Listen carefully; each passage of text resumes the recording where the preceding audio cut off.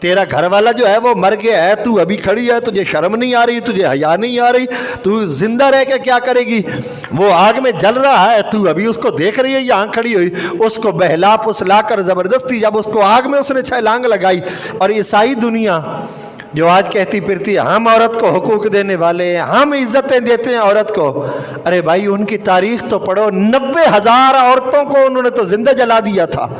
ان کی تاریخ تو یہ اپنی ان کی تاریخ ہے، یہ عورت کو انہوں نے تو یہ حقوق دیے ہیں۔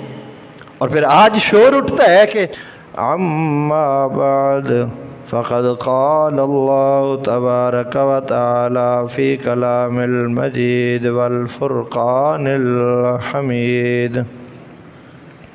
وَلِلَّهِ عَلَى النَّاسِ حِجُّ الْبَيْتِ مَنِ اسْتَطَاعَ إِلَيْهِ سَبِيلًا آمنت باللہ صدق اللہ العظیم وصدق رسولہ النبی الکریم الامین یا رب بالمصطفیٰ بلغ مقاصدنا واغفر لنا ما مضى یا واسع الکرم رب اشرح لی صدری ویسر لی امری واحلل عقدۃ من لسانی یفقہوا قولی۔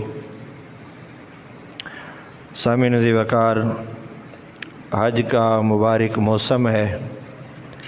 حج والا مہینہ، مبارک مہینہ ذی الحج، تحریم والے مہینوں میں سے ایک مہینہ ہے، حرمت والے مہینوں میں سے ایک مہینہ ہے، عزت والے مہینوں میں سے ایک مہینہ ہے۔ اور اس مہینے کی پہچان حج اور قربانی کے ساتھ ہے۔ ہر مہینے کی کوئی نہ کوئی پہچان ہوتی ہے۔ ربیع الاول شریف کی پہچان 12 ربیع الاول حضور کی ولادت باسعادت سے ہے۔ محرم الحرام کی پہچان 10 محرم الحرام شہادت سید الشہداء امام حسین شہید کرب و بلا سے ہے۔ اسی طریقے سے کچھ ماہ کی پہچان اس کے اندر ہونے والے عمل اور کام کی وجہ سے ہوتی ہے۔ ذی الحج شریف کی پہچان حج اور قربانی سے ہوتی ہے۔ اس کے یہ پہلے 9 دن بڑی ہی عزت والے دن ہیں، بڑے مرتبے والے دن ہیں۔ ان میں روزے رکھنے کا بہت بڑا اجر ہے، بہت بڑا ثواب ہے۔ بلکہ علماء نے یہاں تک فرمایا ہے کہ ان میں ایک ایک رات شب قدر سے بھی افضل رات ہے، اور بالخصوص یوم عرفہ کی جو رات ہے وہ تو بہت بڑی عظمتوں والی رات ہے۔ اور 9 ذی الحج کا روزہ بھی اسی لحاظ سے بڑی عظمتوں والا ہے۔ اس کے بارے میں تو فرمایا کہ جس نے ایک دن کا روزہ رکھا یعنی 9 ذی الحج کا، اللہ اس کے 2 سال کے گناہوں کو معاف فرما دے گا۔ اور یہاں تک فرمایا کہ اللہ اس کے پچھلے تمام گناہوں کو معاف فرما دے گا، اور 2 سال اسے مسلسل روزہ رکھنے کا اللہ اجر اور ثواب عطا فرمائے گا۔ یہ صرف 9 ذی الحج کا ایک روزہ رکھنے کی عظمت اور فضیلت ہے۔ باقی علماء نے بھی یہی کہا، حضور کی سنت مطہرہ فرمان شریف کے مطابق بھی یہی ہے کہ چلو ساتھ آپ 8 کا روزہ بھی رکھ لیں، کم سے کم 2 تو رکھیں۔ 10 کا رکھنا تو ویسے جائز نہیں ہے، تو چلو 2 روزے تو رکھیں، آپ 8 کا رکھ لیں اور 9 کا رکھ لیں۔ اگر اللہ توفیق دے تو یہ سارے 9 کے 9 روزے رکھنے چاہیے۔ لیکن اگر کیونکہ فرض نہیں ہے، لازم نہیں ہے، ضروری نہیں ہے، نفلی روزے ہیں، تو ہر بندے کو اپنا اختیار حاصل ہے، وہ رکھے یا نہ رکھے، اس کی اپنی مرضی ہے، وہ رکھے یا نہ رکھے۔ تو رکھ لینا بڑا ہی اجر و ثواب کا باعث ہے۔ نہیں تو کم سے کم 2 روزوں کی تو بندے کو کوشش کرنی چاہیے کہ 8 اور 9 ذی الحج 2 روزے۔ ہمارے ہاں وہ منگل اور بدھ یہ 2 دن بن رہے ہیں۔ منگل کو حج ہے ویسے بھی حرم شریف میں، اور بدھ کو عرب ممالک میں عید الاضحیٰ ہے، تو جمعرات کو ہماری اپنی عید ہے، یعنی ایشیا کے اندر، پاکستان کے اندر اور دوسرے کئی ممالک میں جمعرات کو جو ہے وہ عید الاضحیٰ مبارک ہے۔ تو جو عید کو روزہ رکھنا ویسے جائز نہیں ہے، وہ اللہ کی طرف سے دعوت ہے، تو اللہ کی دعوت کو ٹھکرانے کے مترادف ہے۔ میں پہلے بھی کئی مرتبہ عید پہ بھی گزارش کرتا ہوں کہ عید والے دن یہ جو تصور ہوتا ہے کہ قربانی کرنے تک جو ہے وہ روزہ ہے، تو یہ روزے کا حکم نہیں ہے، روزے کا تصور نہیں ہے۔ روزے کا تصور تو ہے طلوع فجر سے لے کر غروب آفتاب تک کھانے پینے اور جماعت سے رکے رہنے کا نام روزہ ہے۔ آدھے دن والا کوئی روزہ نہیں ہے شریعت میں، اسلام میں کوئی روزہ ہے ہی نہیں آدھے دن والا، کوئی 2 گھنٹے والا، 4 گھنٹے والا کوئی روزہ نہیں ہے اسلام کے اندر۔ وہ ہمارے اپنے بنائے ہوئے ہیں، جیسے مرضی بنا لیں، چاہے 4 گھنٹے کا بنا لیں، چاہے 5 گھنٹے کا بنا لیں۔ کسی کا روزہ جو ہے وہ 8 بجے کھل جاتا ہے، کسی کا 9 بجے کھل جاتا ہے، کسی کا 11 بجے کھل جاتا ہے، کسی کا 1 بجے کھلتا ہے، اور کئیوں بیچاروں کا تو دوسرے دن جا کے کھلتا ہے۔ تو میں کو قربانی نہیں نہ ہوئی ان کی۔ تو اگر یہ تصور رکھا جائے کہ قربانی جب ہوگی تو ہمارا روزہ کھلے گا، تو وہ جس بیچارے نے تیسرے دن جا کے کی ہے وہ تو پھنس گیا نا پھر۔ تو یہ تصور نہیں ہے، قربانی ہوگی تو اس میں سے گوشت کھائیں گے، وہاں تک روزہ رکھیں گے، یہ کوئی تصور نہیں۔ ہاں سنت عمل یہی ہے، حضور نے فرمایا کہ قربانی کا گوشت کھاؤ، یہ سنت عمل ہے، تو سنت پہ عمل کرنے پہ آپ کو ثواب اللہ عطا فرمائے گا۔ لیکن اس میں کوئی یہ نہیں ہے کوئی ایسا معاملہ کہ وہاں پہ آپ جو ہے وہ روزے کا اس کو نام دے دیں، یا کوئی ایسا اور تصور کوئی اور نام اس کو دے دیں، یہ ایسا سلسلہ نہیں ہے۔ تو ان دنوں میں اگر روزہ رکھیں تو بڑی اچھی بات ہے، یعنی 8 اور 9 ذی الحج کا یا اس سے پہلے جتنے دن آپ کو میسر ہیں ان میں روزہ رکھیں تو بہت بڑی فضیلت اور بہت بڑا مرتبہ ہے۔ حج کے ہم نے 2 مقصد پڑھے تھے۔ حج کا تیسرا مقصد، حج کرنے کے مقاصد میں سے حج کا تیسرا مقصد درس مساوات ہے۔ اسلام نے ہمیں تعلیم دی مساوات کی، اور درس مساوات پہ عمل کرنے کا ایک بہت بڑا فائدہ جو ہے وہ یہ ہے، ایک تو معاشرے میں امن قائم ہو جاتا ہے، مساوات قائم کرنے سے معاشرے میں امن قائم ہو جاتا ہے، اور دوسرا مساوات کی وجہ سے لوگ اسلام کی طرف راغب ہوتے ہیں، اسلام کی طرف لوگ کھنچے چلے آتے ہیں، دوڑے چلے آتے ہیں کہ یار ان کے ہاں تو کوئی تفریق ہی نہیں ہے، ایک ہی صف میں کھڑے ہو گئے محمود و ایاز، نہ کوئی بندہ رہا نہ کوئی بندہ نواز، یعنی بادشاہ بھی اسی لائن میں اسی صف میں، اور جو نوکر ہے وہ بھی اسی صف میں، غریب آدمی بھی اسی صف میں، امیر آدمی بھی اسی صف میں، بادشاہ وزیر مشیر بھی اسی صف کے اندر، اور ریڑھی بان بھی اسی صف کے اندر۔ یہ برابری، یہ ہے مساوات۔ اسلام نے یہ درس دیا ہمیں مساوات کا، ہر معاملے میں، چاہے وہ آپ کا اپنا گھر کا معاملہ ہو۔ ہمارے ہاں عام طور پہ آپ دیکھتے ہیں کہ بیٹوں کو جو ہے وہ زیادہ رسپیکٹ دی جاتی ہے، عزت دی جاتی ہے، بیٹیوں کو نہیں دی جاتی۔ نہیں بھائی، اسلام کا درس یہ نہیں ہے۔ اسلام دونوں کو عزتیں دیتا ہے، بیٹی کو بھی عزت دیتا ہے، بیٹے کو بھی عزت دیتا ہے۔ یہ ضروری نہیں ہے کہ بیٹے کی وجہ سے آپ کو عزتیں ملیں گی اور بیٹی کی وجہ سے نہیں ملیں گی۔ اللہ چاہے تو بیٹی کی وجہ سے آپ کو عزتیں عطا کر دی جائیں گی۔ امام اعظم ابو حنیفہ کو ابو حنیفہ کیوں کہا جاتا ہے؟ پڑھو کبھی تو بیٹی کی وجہ سے بھی اللہ عزت دیتا ہے، تو اس کی اپنی مرضی ہے۔ سیدنا عیسیٰ روح اللہ سلام اللہ علیہ، آپ کی نانی جان نے جو دعا کی تھی، یا اللہ مجھے بیٹا دے تو میں تیرے گھر کی خدمت کے لیے اس کو وقف کر دوں گی، تو جب پیدا ہوئی تو بیٹی، یعنی حضرت عیسیٰ روح اللہ کی والدہ ماجدہ طیبہ طاہرہ جنتیہ، جب پیدا ہوئی تو بیٹی، تو وہ کہنے لگی یا اللہ میں نے تو منت مانی تھی کہ تو مجھے بیٹا دے گا تو میں تیرے گھر کے لیے بیت المقدس کے لیے وقف کر دوں گی، وہ خدمت کرے گا۔ اب کیا ہوا، یہ تو بیٹی پیدا ہو گئی۔ تو رب نے کیا فرمایا؟ رب نے فرمایا اللہ جانتا ہے کیا پیدا ہوا ہے، رب جانتا ہے، اسی نے عطا فرمایا ہے، بیٹی پیدا ہوئی ہے، بیٹا پیدا ہوا، اللہ جانتا ہے کیا پیدا ہوا ہے، تم اپنی منت پوری کرو اور اللہ تمہیں بیٹی سے وہ عزتیں عطا فرمائے گا جو شاید بیٹے سے تجھے نہ ملتی۔ اور پھر اللہ نے عزتیں عطا فرمائی کہ نہیں؟ آج بھی ہم نام لے رہے ہیں، قرآن میں ان کا ذکر پاک آیا ہے، تو یہ بیٹی کی وجہ سے عزتیں ملی ہیں نا۔ اس بیٹی کو اللہ نے وہ بیٹا عطا فرمایا ہے کہ جو بڑا اولو العزم نبی اللہ نے، حضرت عیسیٰ روح اللہ، اللہ کی روح،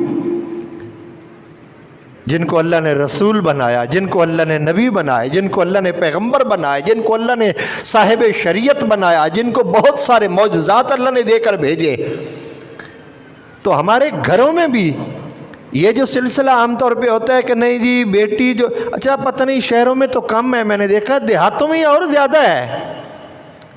دیہاتوں میں بیٹی کو پیچھے بٹھاتے ہیں، پتر تو پیچھے ہو جا، پتر آگے آ جائے، بیٹا آگے آ جائے بھائی، کہ بیٹے کو مرتبہ زیادہ ہے، بیٹے کا مقام زیادہ ہے، بیٹے کی عزت ہے۔ نہ بھائی ایسا نہیں ہے، اسلام نے دونوں کو عزتیں دی ہیں۔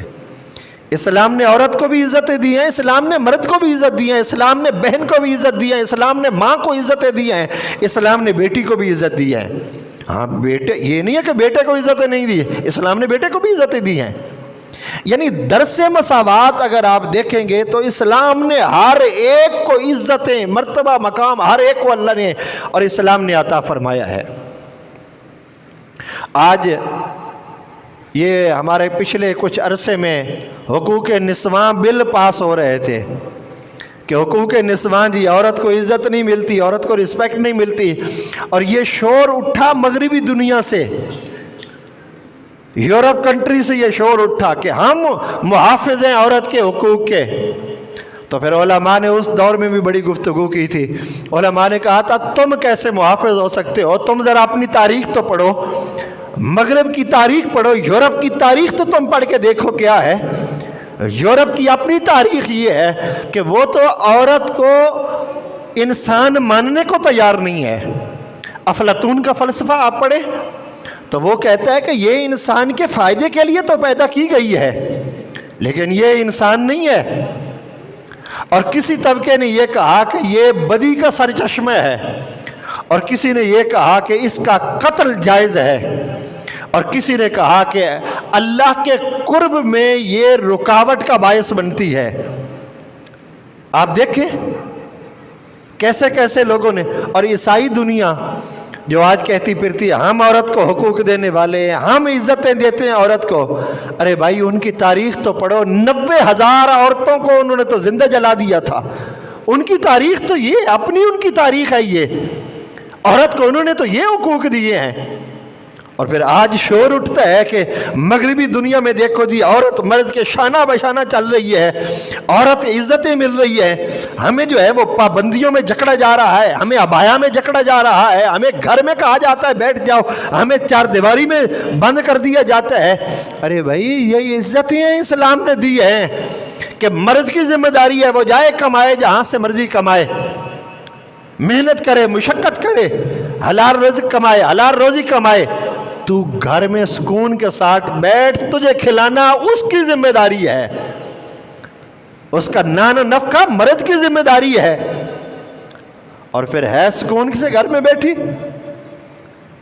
جائیداد میں بھی حصہ ملے گا، باپ کی جائیداد میں سے بھی حصہ ملے گا، شوہر کی جائیداد میں سے بھی حصہ ملے گا، یعنی ڈبل حصہ مل رہا ہے۔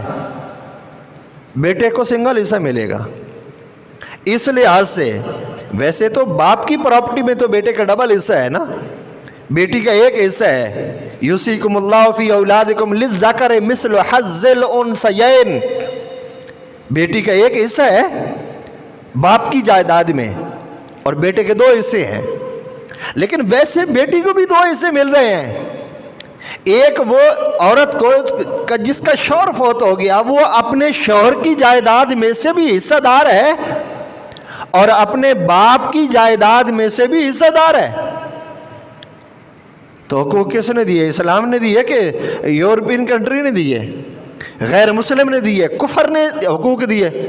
اور اسلام تو ایسے حقوق دیتا ہے کہ جس دور میں عورت کی کوئی عزت ہی نہیں تھی، ابن بطوطہ جب یہاں ہندوستان میں آیا تو وہ بے ہوش ہو کے گر پڑا تھا۔ اس نے کیا دیکھا تھا؟ اس نے یہاں پہ یہ دیکھا تھا کہ ستی کی رسم ایک موجود تھی ہندوستان میں، ہندوؤں کے اندر ستی کی رسم موجود تھی۔ وہ کیا تھی کہ جب کسی عورت کا شوہر فوت ہو جاتا تو اس عورت کو بھی اس کے شوہر کے ساتھ زندہ جلا دیا جاتا تھا۔ تو ایک عورت کا شوہر فوت ہو گیا، اب اس کو بہلایا پھسلایا جا رہا ہے کہ تو کیسی وفادار عورت ہے، تیرا گھر والا جو ہے وہ مر گیا ہے، تو ابھی کھڑی ہے، تجھے شرم نہیں آ رہی، تجھے حیا نہیں آ رہی، تو زندہ رہ کے کیا کرے گی؟ وہ آگ میں جل رہا ہے، تو ابھی اس کو دیکھ رہی ہے یہاں کھڑی ہوئی۔ اس کو بہلا پھسلا کر زبردستی جب اس کو آگ میں اس نے چھلانگ لگائی، جب اس کی چیخیں بلند ہوئی تو ابن بطوطہ بے ہوش ہو کے گر پڑا تھا۔ یعنی اس کی اپنی حالت غیر ہو گئی تھی کہ زندہ عورت جل رہی ہے، اس کی چیخیں بلند ہو رہی ہے۔ اور عرب کی تاریخ تو آپ جانتے ہی ہیں، عرب کی تاریخ کیا ہے؟ وہ تو جب کسی کی ہاں بیٹی پیدا ہو جاتی تو قرآن کہتا ہے اس کا تو منہ کالا ہو جاتا تھا، اور ان کے مطابق، ان کے نزدیک عزت بچانے کا ایک ہی طریقہ تھا، بیٹی کو قتل کر دو، زندہ درگور کر دو، تو وہ سمجھتے تھے پھر عزت بچ گئی ہے۔ لیکن آج اس معاشرے کے اندر باپ کمر جھکی ہوئی ہے، بال سفید ہو گئے ہیں، پھر بھی اپنی جھکی ہوئی کمر کے اوپر بوریاں لاد لاد کے محنت اور مشقت کر رہا ہے، 8-8 گھنٹے 10-10 گھنٹے 12-12 گھنٹے محنت اور مشقت کر رہا ہے، بھائی فیکٹریوں میں اوور ٹائم لگا رہا ہے۔ ارے اس سے کوئی پوچھے تو صحیح، یہ باپ تو فساق تھا اور یہ تو بیٹی کو قتل کرنے والا تھا، اور یہ بھائی تو باپ کی مدد کرنے والا تھا، یہ تو اپنی بہن کو قتل کرنے والا تھا۔ ارے کس نے ان کو مجبور کیا ہے اوور ٹائم لگانے پر، جھکی ہوئی کمر کے اوپر بوریاں لادنے کے لیے؟ کس نے ان کے اندر یہ محبتیں پیدا کر دی؟ یہ درس کس نے دیا؟ تو پھر کہنا پڑے گا یہ آمنہ کے لال کی محبتیں ہیں دی ہوئی، یہ پیغام دیا ہوا ہے آمنہ کے لال کا کہ آج باپ کے سینے میں بیٹی کے لیے محبتیں ہیں، آپ بھائی کے سینے میں بیٹی کے لیے محبتیں ہیں۔ اور اس معاشرے میں جس میں بیوی کو جوتی تصور کی جاتی تھی پاؤں کی، اسلام نے آ کے عزت عطا فرمائی، اور رسول کائنات صلی اللہ علیہ وسلم نے اسی معاشرے کے اندر جب سیدہ طیبہ طاہرہ عفیفہ جنتیہ سیدہ خدیجۃ الکبریٰ کی طبیعت تھوڑی سی ناساز ہوئی تو انہوں نے سیدہ فاطمہ کو کہا بیٹی جاؤ اپنے بابا سے جا کے چادر لے کے آؤ۔ تو کہا امی چادر کیا کرنی ہے؟ کہا جاؤ لے کے آؤ تم۔ تو سیدہ فاطمہ حضور سے چادر لینے کے لیے گئی۔ رحمت کونین نے بھی پوچھا بیٹی یہ چادر کس لیے؟ کہا مجھے نہیں پتا، اماں جان نے منگوائی ہے، مجھے اس بات کا پتہ نہیں ہے کیوں منگوائی ہے۔ تو رحمت کونین نے چادر بھی عطا فرمائی اور خود پیچھے پیچھے چلے گئے۔ تو حضور نے ارشاد فرمایا خدیجہ یہ چادر کس لیے منگوائی ہے؟ کہا یا رسول اللہ مجھے لگتا ہے میرا آخری وقت آ گیا ہے، تو میں چاہتی ہوں کہ جب میری سانسیں نکلیں تو میں آپ کی چادر میں لپٹی ہوئی ہوں۔ سنو حضور نے کیا محبت بڑا پیغام دیا۔ حضور نے ارشاد فرمایا خدیجہ لو اردت جلدی لآتیتک، اے خدیجہ یہ تو تم نے چادر مانگی ہے، تم محمد عربی کی جلد مانگتی تو میں وہ بھی تمہیں اتار کے دے دیتا۔ تو یہ عملی طور پہ حضور علیہ الصلوۃ والسلام نے محبت کا درس دیا۔ تو یہ اسلام نے عزتیں عطا کی ہے۔ وہ ماں جو ترکے میں بڑھتی تھی، اسلام نے کیا عزتیں عطا کی ہیں۔ اسلام نے جنت کو کھینچ کے ماں کے قدموں تلے لا کے رکھ دیا ہے۔ کہا تم اگر جنت میں دیکھنا چاہتے ہو، جنت لینا چاہتے ہو، جنت میں جانا چاہتے ہو تو ماں کے قدموں میں آ کے بیٹھ جاؤ، اللہ تمہیں جنت عطا فرما دے گا۔ اور یہ شرط نہیں لگائی کہ ماں حافظہ ہو، ماں قاریہ ہو، ماں ولیہ ہو، ماں بہت نیک ہو، ماں بہت پارسا ہو، ماں رابعہ بصریہ ہو، یہ شرط نہیں لگائی ماں گناہ گار بھی کیوں نہ ہو، بلکہ یہاں تک حضور نے تو فرمایا، ایک صحابی نے عرض کیا یا رسول اللہ میری ماں کافرہ ہے، اگر میں اس کی خدمت کروں تو مجھے اللہ جنت عطا فرمائے گا؟ حضور نے فرمایا تمہاری ماں تو ہے نا؟ کہا یا رسول اللہ ہے تو میری ماں۔ حضور نے فرمایا بے شک وہ کافرہ ہے تو اس کی خدمت کر، اس کی خدمت کے بدلے اللہ تجھے جنت عطا فرما دے گا۔ تو اسلام نے ہر طبقے کو عزتیں عطا فرمائی ہیں، ہر طبقے तबके को इस्लाम ने इज़्ज़त अता फरमाई है, पिसे हुए तबकों को इस्लाम ने इज़्ज़त अता फरमाई है। हज़रत असवद रज़ी अल्लाह ताला अन्हु ग़ुलाम थे, हुज़ूर की बारगाह में जब नूर इस्लाम फूटा ना सफ़ा मरवा से, तो हज़रत असवद हुज़ूर की बारगाह में आए, कहा या रसूल अल्लाह, अगर मैं इस्लाम कबूल कर लेता हूँ तो मुझे क्या मिलेगा? हुज़ूर अलैहिस्सलातु वस्सलाम ने इरशाद फरमाया, असवद अगर तू इस्लाम कबूल कर लेता है तो जो अबू बकर और उमर को मिला है तुझे भी वही मिलेगा।